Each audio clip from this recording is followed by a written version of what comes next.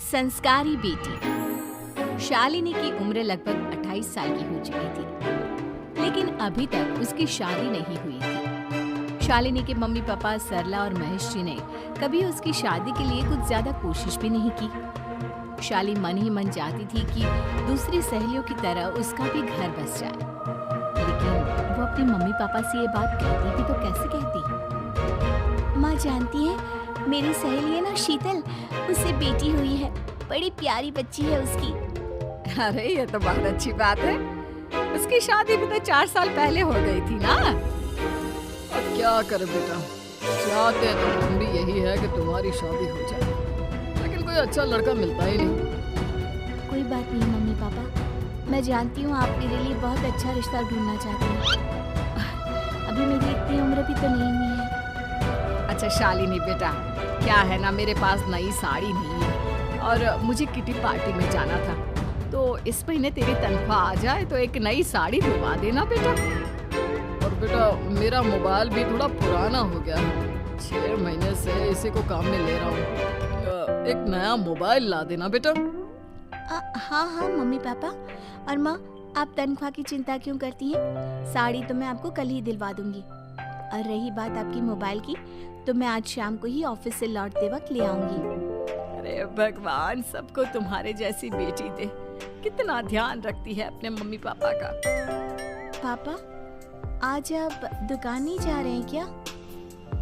वो क्या है ना बेटा, मेरे सर में जरा दर्द हो रहा है, इसलिए आज दुकान जाने का मन नहीं है। पापा दवाई ले लीजिए, और अगर हो सके तो चले जाइए। इस तरह दुकान बंद रहेगी तो ग्राहक आना बंद कर देंगे ना। अरे बेटा, तेरे पापा की अब उम्र हो चली है और तू है ना हमारी कमाऊ बेटी, इतनी अच्छी नौकरी करती है, हमारा ख्याल रखती है। तेरे पापा को चिंता करने की क्या जरूरत भला है? ठीक है पापा, आप अपना ध्यान रखिए। मैं ऑफिस से लौटते वक्त आपका फोन ले आऊंगी। और माँ, आपकी साड़ी हम कल लेकर आएंगी। शालिनी के जाने के बाद क्या करे? शालिनी के लिए सच में कोई लड़का ढूंढकर उसकी शादी करवानी है क्या? अरे पागल हो गई हो क्या?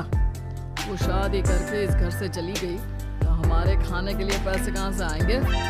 जानती हूँ वैसे भी आपको ना दुकान पर जाने में, काम करने में आलस आता है। अच्छे से पहचानती हूँ आपको। हाँ तो क्या हुआ, बेटी नौकरी करती है। जब बच्चे माँ बाप की कमाई पर मजाक कर सकते हैं, तो क्या माँ बाप बच्चों की कमाई पर थोड़े दिन चैन से जी नहीं सकते? अरे वो तो हम जी रहे हैं ना। देखा ना, हमारी बेटी एक ही बार में हमें मोबाइल और साड़ी दिलाने के लिए कैसे फट से तैयार हो गई। एक दिन सरला की एक पड़ोसन अपने भतीजी का रिश्ता लेकर सरला के घर आती है। सरला बहन, ये मेरा भतीजा है प्रशांत। इसके लिए रिश्ता ढूंढ रही थी बहुत दिन से। अचानक से तुम्हारी बेटी का ख्याल आया। इतनी सुंदर और अच्छी नौकरी वाली लड़की है, मुझे तो बहुत पसंद है। अरे तुम्हारे पसंद करने से क्या होता है? मेरी बेटी को भी तो तुम्हारा भतीजा पसंद आना चाहिए ना। हाँ हाँ, ऐसा थोड़ी ना कि तुम्हें हमारी लड़की पसंद आ गई और हमने रिश्ता कर दिया। मेरा भतीजा बहुत बड़ी कंपनी में जॉब करता है। अंकल जी, मैंने आपकी बेटी को देखा है और वो मुझे बहुत पसंद है। हाँ हाँ, तुम्हें तो पसंद है, लेकिन हमें भी तो उससे एक बार पूछना पड़ेगा ना। तो बुलाइए ना शालिनी को, उससे पूछ लेते हैं कहाँ है वो। ऑफिस गई है और उसको आने में अभी देर लगेगी। लेकिन तभी शालिनी ऑफिस से आ गई। ये लीजिए, शालिनी भी आ गई। अब आमने सामने ही बात कर लेते हैं। आओ आओ शालिनी बेटा, इससे मिलो। मेरा भतीजा प्रशांत प्राइवेट कंपनी में अच्छी जॉब करता है। अब बेटा, तुम्हें ये लड़का पसंद है क्या? देखो बेटा, सोच समझ कर हाँ करना, तुम्हारे ऊपर कोई जबरदस्ती नहीं है। मम्मी पापा, प्रशांत की जॉब और उसकी बातें सुनकर मुझे तो काफी अच्छा लगा। मैं उससे शादी करने के लिए तैयार हूँ। ये लो, सारा मामला यहीं के यहीं निपट गया। लड़का और लड़की राजी हैं, तो अब हमें क्या। सरला की पड़ोसन और प्रशांत वहाँ से चले जाते हैं। अगले दिन क्या हुआ मम्मी पापा, आप इतने उदास क्यों लग रहे हैं? वो क्या है ना बेटा, तुमने शादी के लिए हाँ कर दी उस लड़के के साथ। तो क्या हुआ माँ, उस लड़के में कोई खोट है क्या? आपको वो पसंद नहीं? अरे नहीं नहीं बेटा, जिसमें तुम्हारी खुशी उसमें हमारी खुशी। हमें भी लड़का पसंद है। तो फिर क्या बात है? अगर कुछ भी है तो आप मुझे बता सकते हैं। तुम्हारी माँ ये सोच सोच कर परेशान है कि तुम्हारे बाद हमारा क्या होगा। तुम हमारी इकलौती बेटी हो, हमारा बुढ़ापा कैसे कटेगा। अब बेटा, हम अपने बारे में सोचकर तुम्हें जिंदगी पर शादी करने से रोक तो नहीं सकते ना। जाओ, तुम अपनी जिंदगी में खुश रहो। हमारा क्या है, जैसे तैसे जी लेंगे। बात तो सही है बेटा। कैसे भी करके मैं दुकान का काम कर लूंगी, तुम और प्रशांत शादी करके खुश रहो। अपने माँ बाप की बात सुनकर शादी में काफी उसे लगने लगता है कि वाकई में उसकी शादी हो जाने के बाद उसकी माँ और बाप का ख्याल रखेंगे। और यही सोचकर वो एक दिन प्रशांत से मिली। देखो प्रशांत, तुम मुझे बहुत पसंद है, लेकिन मैं चाहकर भी तुमसे शादी नहीं कर सकती। क्या हुआ शालिनी? क्या तुम मेरी किसी बात से परेशान हो? नहीं प्रशांत, मैं अपने माँ बाप की इकलौती संतान हूँ। अगर मैं भी शादी करके घर से चली गई तो उनका ख्याल कौन रखेगा? उनका खर्चा कौन उठाएगा? तो क्या तुम सारी जिंदगी शादी नहीं करोगी? शायद नहीं प्रशांत, और अगर अपने माँ बाप के लिए ये भी करना पड़े तो इसमें गलत क्या है?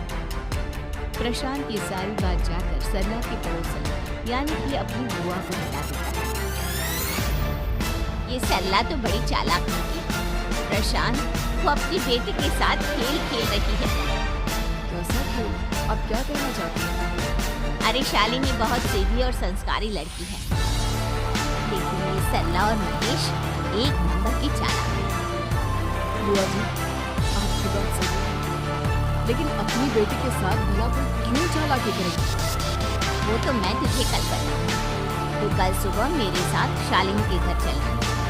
और फिर अभी क्या हुआ सरला बहन, तुम्हारी बेटी ने तो शादी के लिए मना कर दिया। अब पता नहीं बहन जी क्यों मना कर दिया। हम तो चाहते थे कि बेटी की शादी धूमधाम से करें। हमारी तो बहुत इच्छा थी कि शालिनी की शादी प्रशांत के साथ हो जाए, लेकिन अब क्या करे, वही नहीं चाहती। आंटी जी, शादी के बाद मुझे अपने माँ बाप की बहुत चिंता रहेगी। उनका ख्याल कौन रखेगा?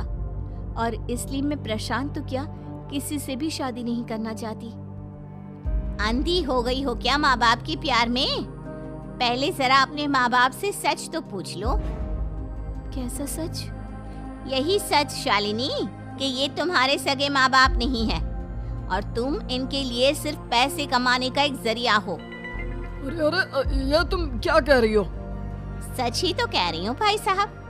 अब सीधे सीधे अपनी बेटी को अपनी सच्चाई बताओगे या फिर मैं कोई दूसरा तरीका निकालूं? हमें माफ कर दो शालिनी। वो क्या है ना, हमारी कोई औलाद नहीं थी और जब तुम छोटी थी तो हमने तुम्हें गोद ले लिया था। तो इस नाते तो मैं आपकी बेटी ही हुई ना। लेकिन तुम्हें गोद लेने का हमारा सिर्फ एक ही मकसद था कि बड़ी होकर तुम नौकरी करो और हमारे लिए पैसे कमाओ, क्योंकि तुम्हारे पापा को काम करने में बहुत आलस आता है। और ये सच है कि हम ही नहीं चाहते थे कि तुम्हारी कभी भी शादी हो। कोई बात नहीं मम्मी पापा, आपने मुझे गोद लिया, पाल पोस कर बड़ा किया। भले ही उसके पीछे आपका कोई भी इरादा सही, लेकिन मैं आपकी बेटी हूँ। शादी तो मैं प्रशांत के साथ कर लूंगी, लेकिन उसके बाद भी जिंदगी भर आप दोनों का ख्याल रखूंगी। शालिनी की बातें सुनकर सरला और महेश को अपनी गलती का एहसास होता है और वो उससे माफी मांगते हैं।